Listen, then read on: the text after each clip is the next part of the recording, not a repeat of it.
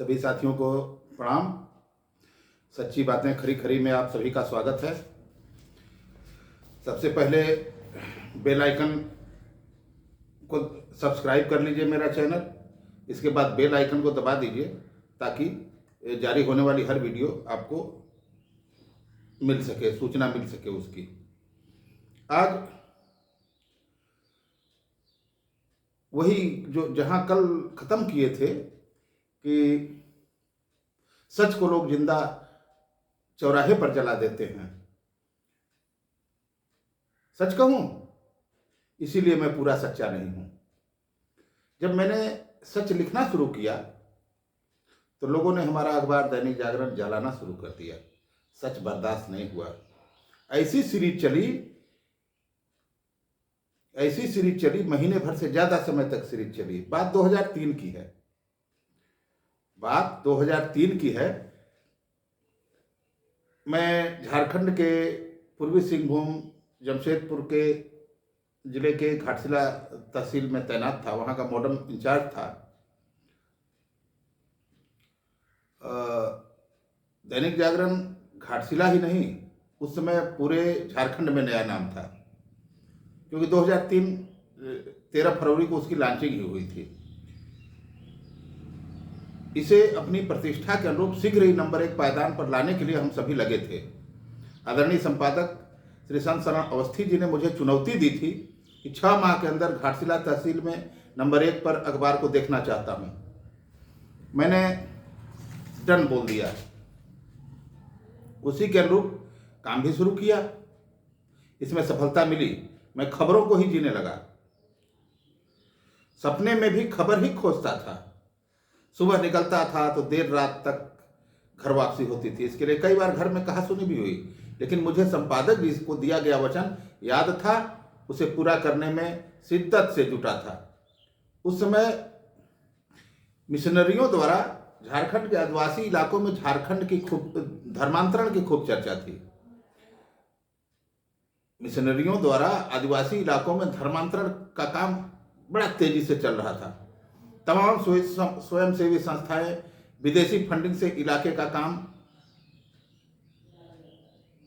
कम, अपना कल्याण ज्यादा करने में जुटी थी।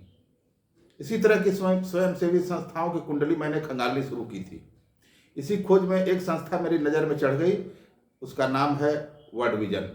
मैं इसके कार्यालय में गया तो बताया गया कि यहाँ की बदहाली की तस्वीर विदेशों में भेजी जाती है, उसी आधार पर फंड आता है। इसमें सामूहिक व व्यक्तिगत दोनों है। मैंने काफ़ी विचार के बाद पूछा कि कैसे भेजते हैं। इसके बाद उसने दर्जनों बच्चों की फोटो दिखाई जो फटेहाल स्थिति में थे। इनकी पढ़ाई लिखाई, कपड़े आदि के लिए विदेश से भरपूर फंड आता था। मैंने कई बच्चों का पता लेकर भौतिक सत्यापन शुरू किया तो सारे दावे खोखले साबित हुए, फिसड्डी साबित हुए। विदेश से जिनकी अच्छी परवरिश के लिए भरपूर फंड आता था, उनको न एक पैसा मिलता था, न उनको कुछ पता ही होता था। मतलब सारी राशि निगल ली जाती थी। मैंने इस पर सीरीज का प्रकाशन शुरू किया। स्थान मिला हमारी रिपोर्ट को अस्थायी रूप से पहले पेज का बॉटम। जो अखबारी साथी हैं वो बॉटम का मतलब समझ रहे होंगे। इसके द्वारा धर्मांतरण के लिए किए गए प्रयास, विदेशी फंडिंग के घपलों आदि को प्रकाशित करना शुरू किया। धीरे धीरे इसकी जद में उस समय के स्थानीय विधायक श्री प्रदीप कुमार बलमुचू, उस समय वो प्रदेश कांग्रेस कमेटी के कार्यकारी अध्यक्ष थे, वो भी आ गए। इस संस्था की बखिया उधेड़ते समय धर्मांतरण के काम में लगी अन्य मिशनरी संस्थाओं पर भी मेरी नजर जाने लगी। इसी तरह की एक संस्था की गवर्निंग बॉडी में श्री प्रदीप कुमार बलमुचू का नाम देखा तो मैं चौंक गया। विधायक जी भी इस संस्था में शामिल हैं, जिसका काम भी भोले भाले आदिवासी भाइयों को प्रलोभन देकर धर्मांतरण कराना है। मैं कहाँ रुकने वाला था, इसे छाप दिया। इसके बाद काफी बवाल मचा। इलाके के सारे कांग्रेसी खफा हो गए। मेरा विरोध शुरू हो गया, लेकिन विरोध जितना उग्र होता गया, मेरी खबर उतनी ही मारक बनती गई। एक दिन सैकड़ों कांग्रेसियों ने मुसावनी चौक पर इकट्ठा होकर दैनिक जागरण की प्रतियों को लेकर शव यात्रा निकाली और वहां पर उसकी चिता जला दी। मेरा विरोध भी जमकर हो रहा था, केवल अखबार का नहीं। मेरा विरोध इसलिए मुझे समझ में आया कि मेरा विरोध हो रहा है कि जो नारे लगाए जा रहे थे वो मेरे ही खिलाफ थे। राजेश पटेल मुर्दाबाद, यूपी की दादागिरी झारखंड में नहीं चलेगी, राजेश पटेल तुमको वापस जाना होगा, आदि आदि। जब मुसावनी के साथी मुरारी प्रसाद जी ने फोन कर मुझे बताया तो मैंने अखबार जलाने की सूचना तुरंत फोन से संपादक श्री संतशरण अवस्थी जी को दे दी। उन्होंने कहा कि शाबाश बेटा, अब जागरण हिट हो गया, इसे नंबर 1 बनने से कोई रोक नहीं सकता। उनका साहस, दिया हुआ साहस मेरे काफ़ी काम आया। बलमुचू के लोग मेरे ऑफिस में आकर तमाम तरह की बातें करने लगे, मुझे प्रलोभन देने लगे, डराने लगे, बोलने लगे कि अरे भाई आप उतना दूर से आए हैं, काहे ले पंगा ले रहे हैं, बहुत सारी बातें, कुछ ले लीजिए, कुछ सब तमाम चीज़ें। मैंने कहा कि आप जाकर अपने आका को बोल दो कि मैं अब यूपी का हूँ, जहाँ जागरण सिरमौर है, सरकार बनाने और गिराने की क्षमता रखता है। ज़्यादा ऐठेंगे तो उनकी प्रदेश अध्यक्ष भी चली जाएगी।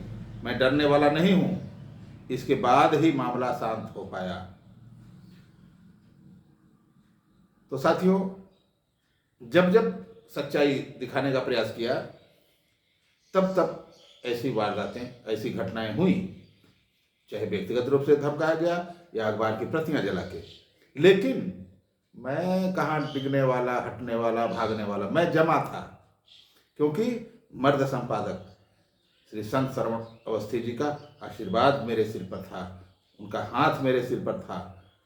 आज वो नहीं है, उनको मैं एक बार फिर नमन करता हूँ। आप लोगों से भी पुनः निवेदन करता हूँ कि मेरे चैनल सच्ची बातें को सब्सक्राइब करें और बेल आइकन पर बटन दबा लें, ताकि जारी होने वाली हर वीडियो की जानकारी आपको तुरंत मिल जाए। आज के लिए बस इतना ही। प्रणाम, फिर कल मिलते हैं।